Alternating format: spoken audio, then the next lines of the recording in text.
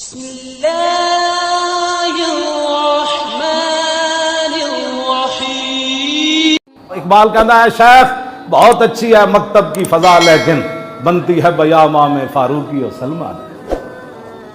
اے شیخ بہت اچھی ہے مکتب کی فضا لیکن اندر بہ کی تسبیحاں رولنا اور بات ہے جی۔ جنگ یرموک اپنے قمیض اتار کے میدان جناب مارکے وچ اتنا حضرت درار بن ازور دا گل وچ ہو رہے اینج کر کے صحابہ اتھے جناب ایک گل کرنی خالد بن ولید دی انہیں کیا نا مہان نے انہیں کیا تھانو پتہ ہے تھانو بھوک ننگ مدینے تو کٹ کے لے آئی۔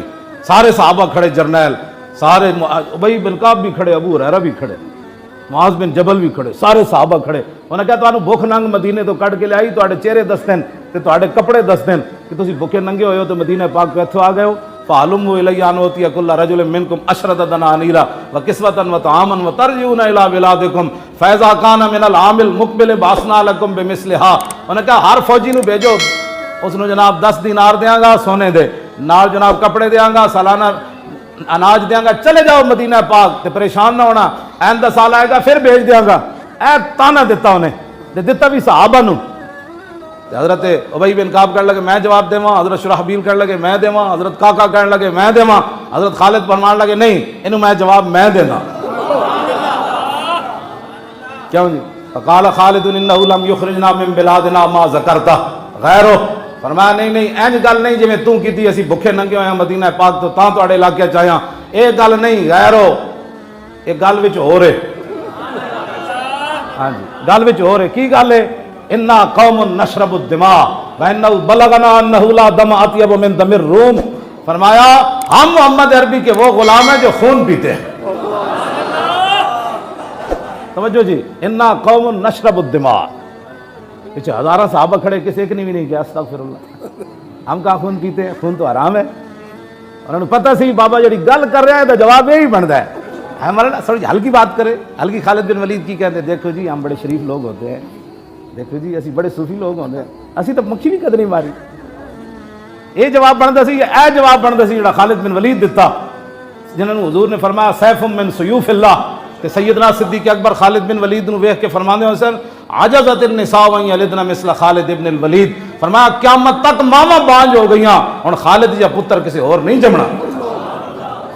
انما خلق اللہ عزا للاسلام وللمسلمین، ہاں جی وذلن للمشرکین وشتاتت شمل ہی، آپ نے فرمایا خالد نو اللہ نے پیدا ہی اس واسطے کیتا کہ اسلام اور مسلمانوں دی عزت بحال کرے اور کافراں نو ذلیل کر دے اور انہاں دے لشکر الٹا کے رکھ دے۔ اے خالد بن ولید، اے سیدنا صدیق اکبر فرماتے تے ہن خالد بن ولید کی کہندے اسی شریف لوگ ہوندے ہاں، اسی بڑے صوفی لوگ ہوندے ہاں۔ اج یہی ہے نا پوری دنیا تے معذرت خانہ دین پیش کر کے کی کیتا، اج گھر وچ بھی رہن دا، گھر دے وچ بھی سورہ انفال کڈھا بیٹھے۔ صحابہ دے بارے تسی گلاں کردے ہو، تسی تا اپنے ملک جڑا اسلام دے نام دے نافذ ہویا ایتھے اسلام نو دیس نے کالا دے دیتا ہے۔ صحابہ تے اوون جنہاں 2 سپر پاوراں ڈھا دیتا ہے ان کر کے، گل کرن لگے بندے نو حیا نہیں ہونی چاہیے۔ تو صحابہ دے بارے گلاں کرنا، صحابہ تے جڑا حضور نال گھوڑا دوڑایا نا، انہاں گھوڑیاں دے پیراں نال جڑی مٹی اڈی نا امت اس دے برابر بھی نہیں ہو سکتی۔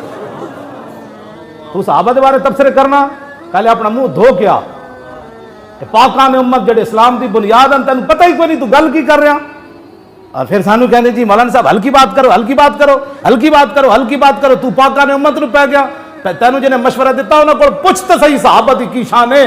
ہاں جی خیر حضرت ویسے کرنی خیر التابعین ہونے کے باوجود واشی بن حرب کے پہلے مقام کو چھو بھی نہیں سکتے، جنہاں حضور نے صرف ایک باری ویکھیا تو گلا کرنے پہ کہ پھر ساڑھے جی مولانا صاحب پھر کی تین پتہ ہی کوئی نہیں ہے سارے فیصلے امام اعظم ابو حنیفہ تے اعلیٰ حضرت بریلوی تک تے داتا صاحب تے سلطان الہند تے سارے دین نہیں سمجھے۔ آج ہر بندہ اٹھ کے دین دے بارے تک تسی دے ذمہ دار ہو، ہاں جی تسی ذمہ دار ہو، ہاں جی تسی ذمہ دار ہو انہاں دے جڑے ساڑھے بار بہ کے گلا کر دے ہو۔